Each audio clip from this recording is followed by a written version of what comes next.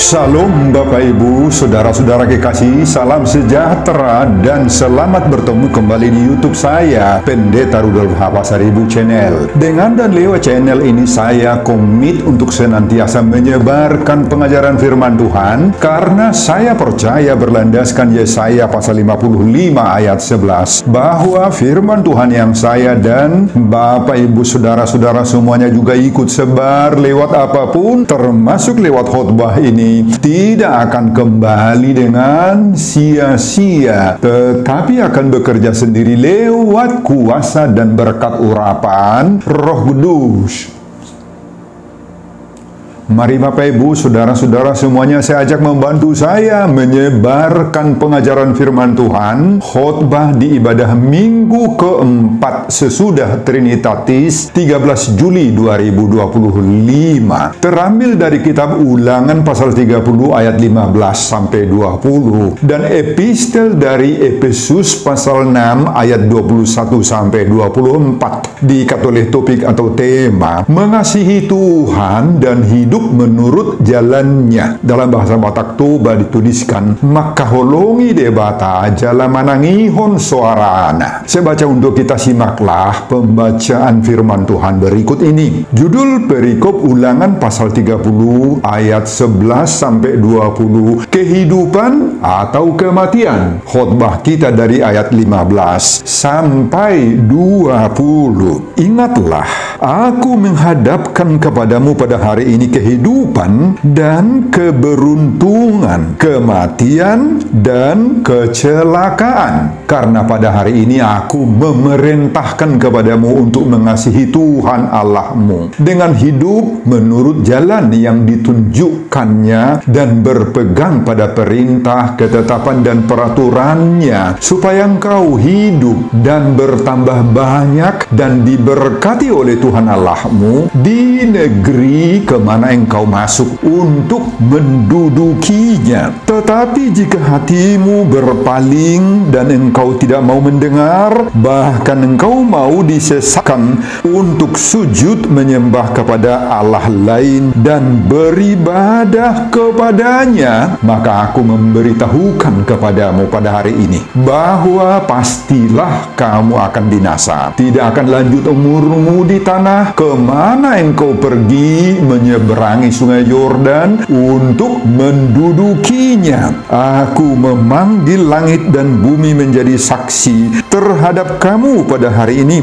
Kepadamu ku perhadapkan kehidupan dan kematian, berkat dan kutuk. Pilihlah kehidupan supaya engkau hidup, baik engkau maupun keturunanmu, dengan mengasihi Tuhan Allahmu, mendengarkan suaranya dan berpaut padanya, sebab hal itu berarti hidupmu dan lanjut umurmu untuk tinggal di tanah yang dijanjikan Tuhan dengan sumpah kepada nenek moyangmu, yakni kepada Abraham, Ishak dan Yakub, untuk memberikannya kepada mereka. Bapak Ibu dan Saudara-saudara, demikianlah nats khotbah kita di ibadah minggu keempat sesudah Trinitatis 13 Juli 2025, dihubungkan dengan topik mengasihi Tuhan dan hidup menurut jalannya. Maka holoi debata jala manangihon soarana. Nah saudara, Tuhan sudah membawa bangsa Israel keluar dari perbudakan di Mesir yang berlangsung 400-an tahun menuju tanah Kanaan, tanah perjanjian. Dalam perjalanan yang begitu panjang dan lama serta penuh tantangan dan pergumulan itu, bangsa Israel berulang kali jatuh dalam dosa. Mereka bersungut-sungut dan melakukan penyembahan berhala serta pemberontakan kepada Tuhan. Saudara, mereka sungguh-sungguh menyakiti hati Tuhan dengan tidak taat kepada perintah-perintah Tuhan. Akibatnya Tuhan menghukum bangsa itu. Perjalanan mereka tidak tulus langsung tiba di negeri Kanaan, tetapi harus berputar-putar, berkeliling, melewati berbagai-bagai daerah yang sebenarnya tidak perlu dilewati, sehingga bangsa itu harus mengembara di padang gurun hingga sampai 40 tahun. tahun lamanya. Hampir seluruh generasi pertama dari bangsa yang keluar dari Mesir itu tidak diizinkan Tuhan memasuki tanah perjanjian atau tanah Kanaan. Semua mereka dibinasakan Tuhan di padang gurun itu. Hanya Yosua bin Nun dan Kaleb saja dari generasi pertama ini yang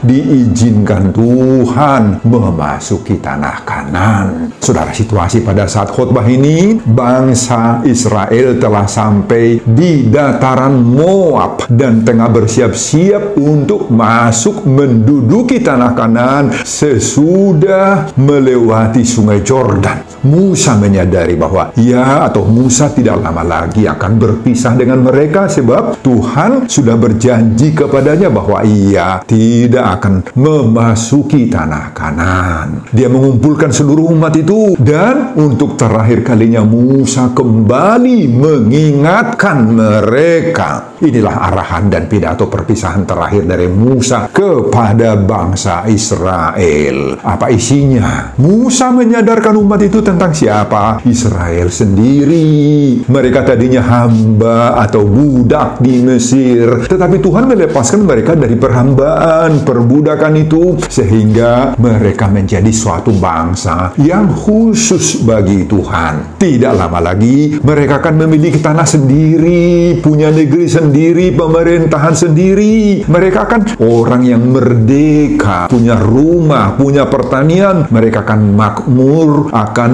maju. Mereka akan tinggal di negeri yang mengalir air susu dan madu, Bapak Ibu. Tetapi sebelum itu mereka terima, Musa mendorong, mengingatkan mereka agar jangan lupa kepada Tuhan Allah yang menyelamatkan mereka. Jangan mau beralih kepada penyembahan dewa-dewi atau berhala-berhala. Bahkan Musa meminta mereka membuat komitmen baru, perjanjian baru. Apakah mau memilih kehidupan atau kematian? Apakah mau memilih berhala atau memilih Allah Yahweh yang menyelamatkan mereka dari perbudakan Mesir? Nah, Bapak Ibu dan saudara-saudara, khusus dalam perikop khotbah kita pasal 30 ayat 15 sampai 20 ini, Musa memusatkan arahan dan pembekalannya terhadap hukum, perintah dan ketetapan Tuhan, agar bangsa Israel itu tidak beralih, tidak menjauhi dan menolak hukum-hukum dan perintah-perintah ajaran Tuhan itu.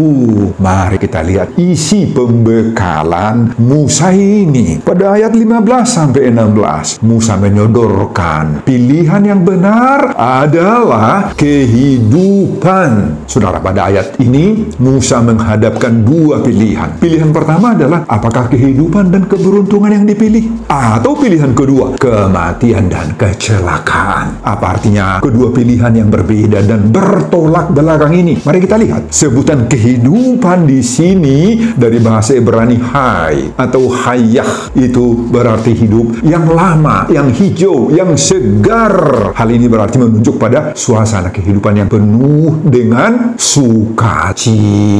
Kemudian kata keberuntungan dipakai di sini berasal dari bahasa Ibrani top, atau dari kata yatap, berarti kesenangan, menyenangkan, indah sekali, baik sekali, dan berbuah-buah dalam konteks kemakmuran dan kesejahteraan. Nah, ini pilihan pertama. Kehidupan atau keberuntungan, ini pilihan pertama. Apa pilihan kedua? Disebut di sini kematian. Dari bahasa Ibrani mawet atau mut, artinya itu kosong, hampa, hilang nafas, nggak ada lagi. Atau kematian, tiada kehidupan lagi, atau kehampaan, tidak ada lagi apa-apanya. Kehidupan ini habis semua. Kemudian dikatakan di sini tadi, selanjutnya akan datang apa? Celaka atau kecelakaan. Dalam bahasa Ibrani disebut itu ra'a, berarti tidak berkualitas lagi, buruk sekali, malang, tidak menyenangkan, lemah, sakit lunglai. Nah, itulah pilihan itu. Kemudian pada ayat 17-18, Musa mengajarkan supaya berpalinglah dari Allah atau dari ilah atau kuasa-kuasa lain, karena itu akan membuat mereka binasa. Nah, saudara, pada ayat 17-18 ini Musa melihat kecenderungan Israel saat itu berpaling kepada kuasa, kekuatan atau ilah-ilah, Allah-Allah di luar Yahweh. Semua ini membawa kebinasaan. Musa mengingatkan semua kesesatan dan kemauan untuk terpengaruh oleh bujuk rayuan dari pengaruh lain di luar Allah, di luar Yesus Kristus bagi kita atau Roh Kudus, maka hukumannya apa? Kebinasaan. Nah, ini peringatan tegas dari Tuhan yang diberikan oleh Allah melalui Musa. Meskipun tanah baru yang akan mereka masukin itu berlimpah susu dan madu, penuh berkat-berkat, tetapi jika tidak taat kepada Allah, kepada Tuhan, akan pasti apa? Pasti celaka, malang, susah, sedih, beriah akan terjadi. Air susu dan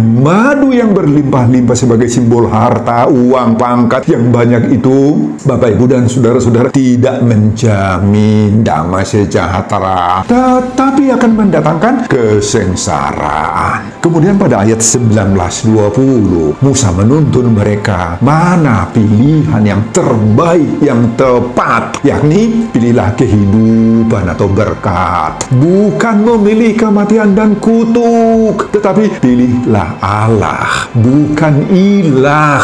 Nah, Bapak Ibu, dengan memilih kehidupan atau berkat itu, memilih Allah Yahweh dan bukan ilah-ilah lain, maka umat Israel dan keturunannya akan diberkati. Hidup mereka akan baik sekali di negeri yang telah dijanjikan oleh Tuhan itu. Semua pilihan ada konsekuensinya, dan Tuhan tidak akan ingkar janji. Tuhan akan menggenapinya bagi mereka yang taat kepadanya. Dan apa yang dipesankan Tuhan ini bukanlah sesuatu yang terlalu sukar, bukan yang terlalu sukar, Bapak Ibu, bukan, atau tidak jauh. Itu semua berada di mulut mereka dan di dalam hati mereka. Artinya itu mudah dilakukan, tidak terlalu sukar dilakukan, sebagaimana ayat 14. Nah, Bapak, Ibu, dan saudara-saudara, itulah juga yang menjadi seruan dorongan topik minggu keempat sesudah Trinitatis, mengasihi Tuhan dan hidup menurut jalannya. Maka holongi debata jala manangi hon suarana. Nah, Bapak, Ibu, dan saudara-saudara, itulah isi khotbah kita di minggu keempat sesudah Trinitatis 13 Juli 2025, dihubungkan dengan topik minggu mengasihi Tuhan dan hidup menurut jalannya. Maka holongi debata jala manangi hon suarana. Apa pengajaran Tuhan bagi kita lewat khotbah ini, Bapak, Ibu? Apa pengajaran pertama? Hidup ini adalah pilihan. Pilih berhala atau dunia, atau ikut Allah, ikut Yesus. Bandingkan ayat 15 dan 17-19a. Oleh Musa, mereka diingatkan dengan memilih dan menyembah berhala, maka orang Israel itu akan binasa, harus mati, Bapak, Ibu, tidak akan lanjut umurnya menurut ayat 17-18. Saudara, perjanjian lama banyak mengingatkan bangsa Israel agar menjauhkan berhala. Kenapa? Karena berhala itu, Bapak, Ibu, tidak memberi apa-apa tuh. Berhala itu bodoh dan dungu. Petunjuk dewa itu sia-sia karena ia hanya kayu belaka. Itu kata Nabi Yeremia pasal 10 ayat 8-10, diingatkan kepada orang Israel. Dalam Mazmur pasal 135 ayat 15 juga diperingatkan berhala bangsa-bangsa adalah perak dan emas buatan tangan manusia, mempunyai mulut tetapi tidak dapat berkata-kata, mempunyai mata tetapi tidak dapat melihat, mempunyai telinga tetapi tidak dapat mendengar, juga nafas tidak ada dalam mulut mereka. Seperti itulah jadinya orang-orang yang membuatnya, semua orang yang percaya kepadanya. Saudara, pilihan hidup ini terus berlangsung sampai sekarang toh, hingga pada zaman kita, pada zaman sekarang. Nah, Ini pilihan Bapak Ibu. Apa artinya kalau disebut bahwa hidup ini pilihan? Di sini ada kebebasan, ada free will bagi kita untuk memilih yang terbaik menurut hati nurani kita ini. Hati nurani kitalah yang menentukan pilihan-pilihan itu. Apa kita melakukan yang baik atau yang jahat? Jika sekarang ditawarkan kepada kita memilih berkat atau kematian, tentu saja semua kita akan sangat cepat memilih berkat, bukan? Baik sekali memang kalau kita pilih berkat. Tetapi jika pilihan kita untuk mendapatkan berkat, maka ingat, ada yang harus kita janjikan dulu kepada Tuhan supaya Tuhan memberikannya. Pada ayat 16 dikatakan ada 3 yang harus kita janji dulu pada Tuhan kalau kita mau pilih berkat. Apa itu? Pertama, kita harus mengasihi Tuhan Allah. Kedua, hidup menurut jalannya jalan Tuhan. Ketiga, harus berpegang pada perintah, ketetapan, hukum, dan peraturan-peraturan Allah. Itu ada 3 yang harus kita lakukan. Jadi Bapak Ibu, tidak pre-pre berkat-berkat itu Bapak Ibu, nggak pre-pre. Ada yang harus kita lakukan dalam hidup kita untuk memenuhi keinginan, kehendak daripada Tuhan. Saudara, jika Tuhan menawarkan 2 pilihan kepada orang Israel dan bahkan juga kepada kita saat ini, yakni pilih Tuhan atau pilih kematian, maka ingatlah bahwa dunia ini juga Bapak Ibu di mana kita berada sekarang menawarkan bermacam-macam pilihan. Dunia menawarkan kekayaan, menawarkan harta yang melimpah, menawarkan jabatan, bermacam-macam titel-titel akademis juga, kesenangan-kesenangan hidup yang menggiurkan, hasil-hasil teknologi IT yang mutakhir. Wow, kita setiap saat ditawarkan Bapak Ibu. Tetapi dengan semua tawaran-tawaran yang menyenangkan itu bukan tanpa masalah, bukan tanpa taruhan. Apa taruhannya? Taruhannya selalu akan mengorbankan iman, kepercayaan dan hidup kerohanian Bapak Ibu. Kenapa tidak? Tawaran dunia untuk mendapatkan harta yang berkelimpahan dengan cepat itu mungkin juga harus lewat penipuan, persekongkolan yang jahat. Mungkin juga akan menggunakan jalan-jalan pintas, jalan-jalan cepat agar kita mendapat uang, harta, dan sebagainya. Untuk mendapatkan jabatan yang strategis, akan selalu ada tawaran iblis dengan menempuh apa yang kita sebut dengan KKN, korupsi, kolusi, dan nepotisme. Makanya Bapak Ibu, kita harus hati-hati dan dengar-dengaran suara Tuhan, suara Roh Kudus kepada dalam diri kita untuk mendapatkan kesenangan-kesenangan duniawi. Kita sering diperhadapkan antara hitam putih, bahkan sering sekali bukan hitam, bukan putih, abu-abu. Apa artinya abu-abu? Ya, abu-abu artinya tidak jelas. Kita harus lakukan apa-apa Bapak Ibu, samar-samar. Di balik semua itu pilihan-pilihan itu Bapak Ibu, ada atau berdiri iblis, berdiri setan-setan untuk menggoda kita. Nah Bapak Ibu dan saudara-saudara, khotbah kita sekarang mengajar kita supaya kita pilih apa, kita ikuti apa. Kita pilih Tuhan, kita ikut jalan Tuhan, ikut jalannya Yesus, ikut suara Roh Kudus yang berbicara dengan kita.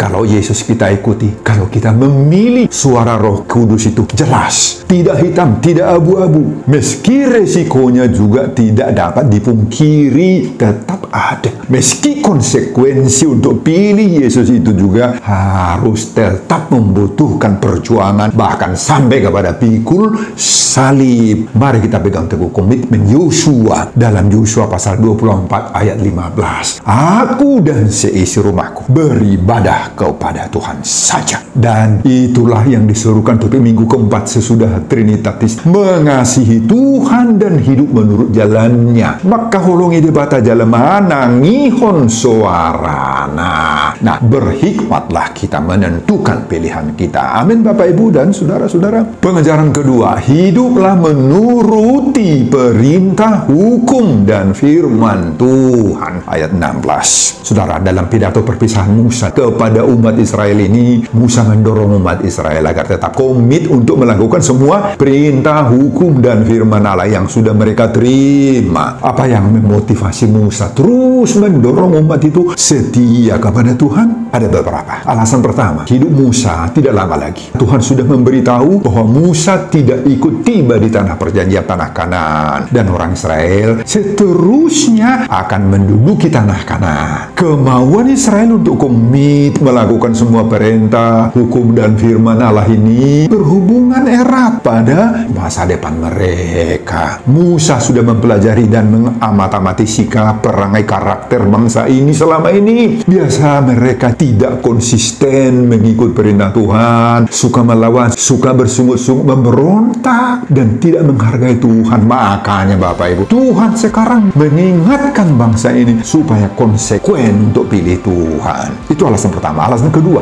perintah yang tertulis dalam hukum Taurat itu, kata Musa di sini, bukanlah sesuatu yang terlalu sukar. Sebagaimana ayat 11, apa artinya? Bukan berarti perintah itu sesuatu yang mudah, yang enteng dilakukan, tetapi Musa menjamin oleh kuasa daripada Tuhan itu mereka akan mampu melakukannya seberat apapun perintah Tuhan itu. Alasan ketiga, Musa mengatakan bahwa perintah Allah itu bukan sesuatu yang terlalu jauh, tidak di langit, tidak di seberang laut tempatnya. Apa artinya? Perintah Tuhan itu bukan sesuatu yang tersembunyi, bukan di luar pikiran, di luar jangkauan otak manusia. Perintah Tuhan itu bisa dengan mudah diperoleh, diakses, didapat, dimengerti. Perintah Tuhan itu sungguh-sungguh realistis, nyata sekali. Sudah ada itu pada mereka, juga pada kita Bapak Ibu. Apa yang kita pelajari dari ketiga-tiga sikap Musa ini dalam konteks kita sekarang? Pertama, satu hal yang sangat menonjol dalam hidup Israel saat itu adalah bukan karena mereka tidak tahu, tidak mengerti perintah atau firman Tuhan, tetapi mereka sangat tidak acuh, mereka pandang enteng, mereka sepele kepada firman Tuhan. Nah Bapak Ibu, jauhkan sikap seperti ini. Jangan merasa sepele, jangan merasa pandang enteng terhadap firman, terhadap ibadah, terhadap doa, terhadap persekutuan kita. Jangan. Semua itu tidak sulit bagi kita kalau memang ada hati kita yang terbuka, kalau memang kita peduli kepada Tuhan. Bisa kita lakukan. Kedua, betul firman Tuhan itu tidak mudah, tetapi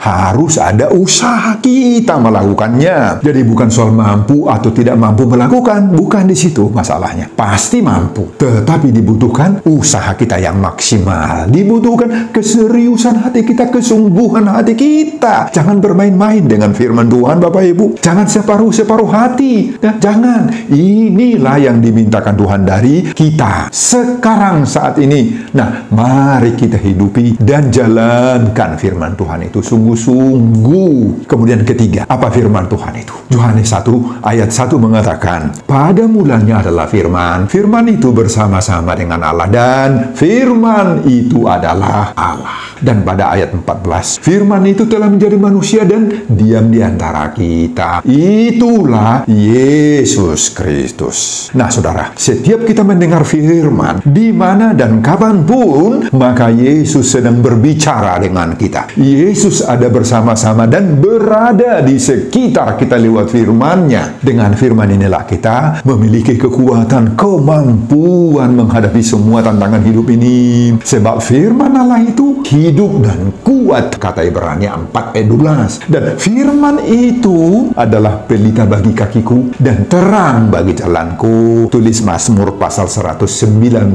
ayat 105. Jadi Bapak Ibu, hidupilah, amalkan, praktekkanlah firman itu. Karena dengan demikian kita sudah mengasihi Tuhan dan hidup menurut jalannya. Sebagaimana seruan topik minggu keempat sesudah Trinitatis. Pengajaran ketiga, jauhkan segala bentuk berhala. Berhala ayat 19b dan 20. Saudara, inilah yang sangat keras diingatkan Musa bagi kita. Jangan pernah berpaling kepada berhala, dewa-dewi, Allah, ilah-ilah sembahan. Orang yang masih melakukannya maka dia pasti harus mengalami malapetaka, kebinasaan sepanjang atau seumur hidupnya hingga mengalami kematian. Apa berhala masa kini Bapak Ibu? Pada bangsa Israel berhala digambarkan dalam Mazmur 135 ayat 5 15-17 tadi saya sudah bacakan. Berhala bangsa-bangsa adalah perak dan emas buatan tangan manusia. Mempunyai mulut tetapi tidak dapat berkata-kata, mempunyai mata tetapi tidak dapat melihat, mempunyai telinga tetapi tidak dapat mendengar, juga nafas tidak ada dalam mulut mereka. Nah Bapak Ibu, berhala saat ini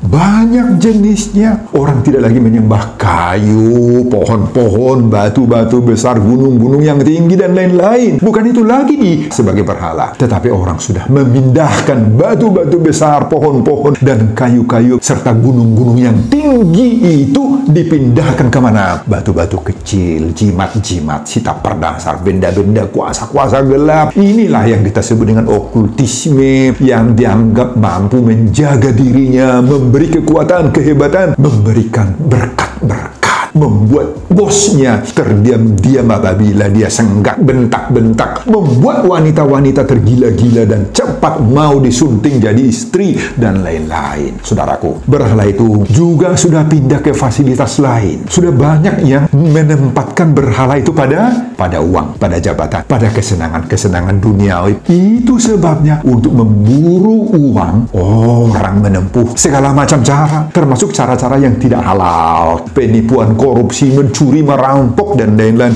Itulah berhala sekarang. Untuk mendapatkan uang, keuntungan. Orang banting tulang kerja sampai nggak berminggu untuk mendapatkan kesenangan-kesenangan pribadi, pelesiran lah, mendapatkan kepuasan hawa nafsu. Orang meninggalkan gereja, meninggalkan ibadah, tidak lagi berminggu asal bersenang-senang di luar sana.